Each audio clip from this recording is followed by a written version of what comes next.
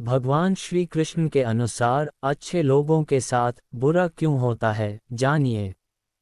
मित्रों, आपने देखा या महसूस किया होगा कि आपके आसपास धर्म, कर्म या पूजा पाठ करने वाले लोगों की जिंदगी में खुशहाली उतनी नहीं होती जितने कि दुष्ट या अधर्मी लोगों की होती है।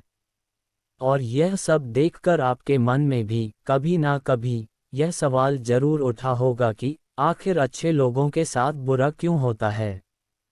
परंतु आज के अधिकतर इंसानों इस रहस्य के बारे में नहीं जानते, जिसका सबसे बड़ा कारण है कि धर्म ग्रंथों को लिखे सही से पढ़ते नहीं, या फिर उन पर लिखी हुई बातों पर वे विश्वास नहीं करते। आज की इस वीडियो में हम जानेंगे कि अच्छे लोगों के साथ बुरा क्यों होता है, जिसका वर्णन भगवान श्री कृष्ण भगवद गीता में विस्तार से किया हुआ है। हिंदू धर्म ग्रंथों में भागवत गीता एक ऐसा धर्म ग्रंथ है जिनमें मनुष्य के मन में उठने वाले हर प्रश्न का उत्तर इस ग्रंथ में आपको मिल जाएगा। भगवत गीता में वर्णित कथा के अनुसार अर्जुन के मन में जब भी कोई दुविधा उत्पन्न होती थी, वो उसके समाधान के लिए भगवान श्री कृष्ण के पास पहुंच जाते थे। एक दिन की बात है, अर्जुन भगवान श्री कृष्ण के पास आए और बोले, हे वासुदेव, मुझे एक दुविधा ने घेर रखा है और इसका समाधान आप ही बता सकते हैं। तब श्री कृष्ण ने अर्जुन से कहा कि हे धनंजय, अपने मन की दुविधा विस्तार से बताओ, तब मैं उसका हल बताऊंगा। तब अर्जुन बोले, नारायण, कृपया करके मुझे यह बताए कि अच्छे लोगों के साथ बुरा ही क्यों होता है, जबकि बुरे लोग हमेशा खुशहाल दिखते हैं।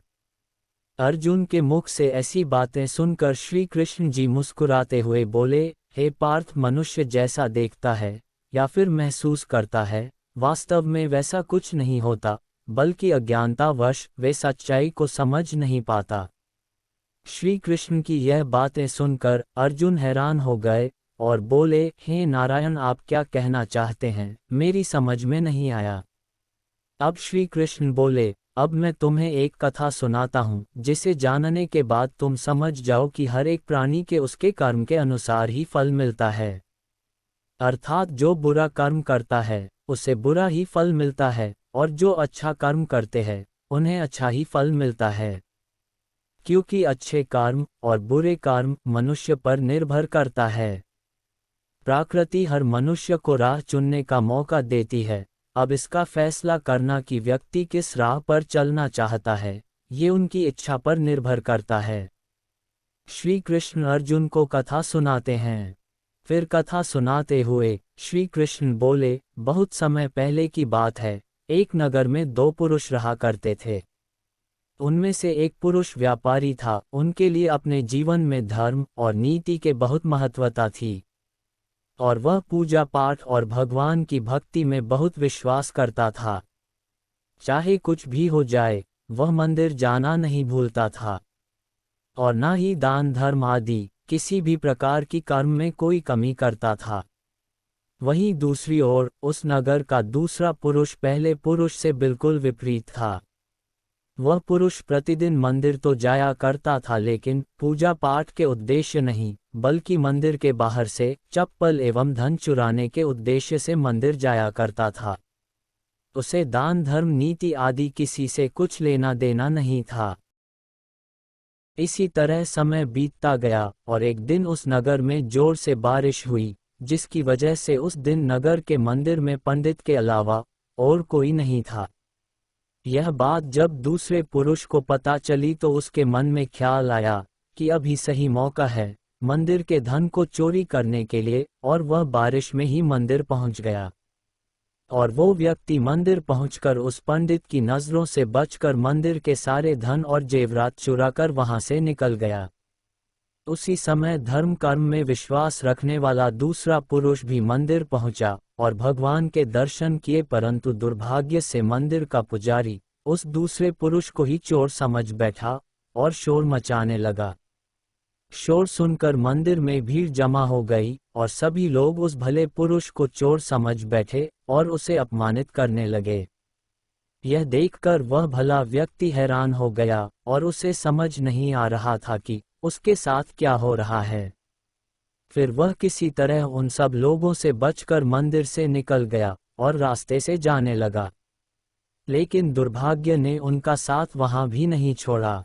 रास्ते से जाते समय एक गाड़ी ने उस व्यक्ति को घायल कर दिया। फिर वह लंगड़ाते हुए वह पुरुष रास्ते से घर को जाने लगा।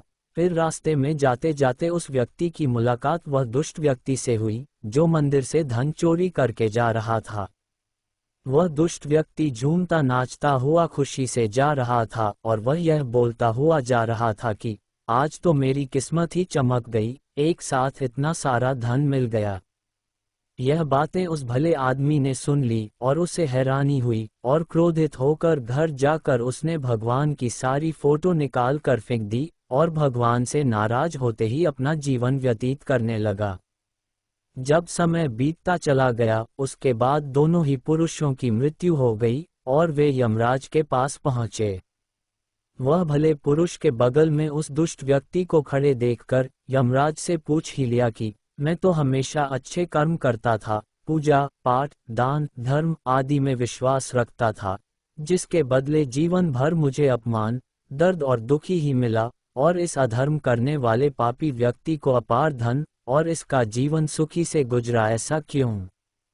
इस पर यमराज ने उस व्यक्ति को बताया कि पुत्र तुम गलत सोच रहे हो। जिस दिन तुम्हें गाड़ी से टक्कर लगी थी उस दिन वास्तव में तुम्हारे जीवन का आखिरी दिन था, परंतु तुम्हारे किए गए अच्छे कर्मों के कारण ही तुम्हारी मृत्यु एक छोटे से दुर्घटना में परिवर्तित हो गई।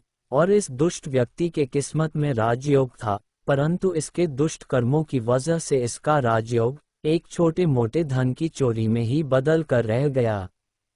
श्री कृष्ण अर्जुन को कथा सुनाते हुए कहते हैं कि पार्थ, क्या अब तुम्हें इस प्रश्न का उत्तर मिल गया? इंसानों को ऐसा सोचना कि भगवान उनके अच्छे कर्म को नजरअंदाज कर रहे हैं, यह बिल्कुल भी सत्य नहीं है। भगवान हमें क्या किस्मत में दे रहा है यह लोगों को समझ में नहीं आता, लेकिन अगर आप अच्छे कर्म करते तो भगवान की कृपा सदैव आप पर बनी रहती है। इसलिए मनुष्य को चाहिए कि वह जीवन में अपने अच्छे कर्म करते हैं। भगवान श्री कृष्ण गीता में भी बताया है कि किसी के द्वारा किया गया कर्म बेकार कभी नहीं जाता, भले ही कर्म अच्छा हो या बुरा। तो मित्रों, आशा करता हूं कि आपको यह हमारी वीडियो अच्छी लगी हो तो लाइक करें, अपने दोस्तों के पास शेयर करें और सब्सक्राइब करें हमारा चैनल साधना भक्ति।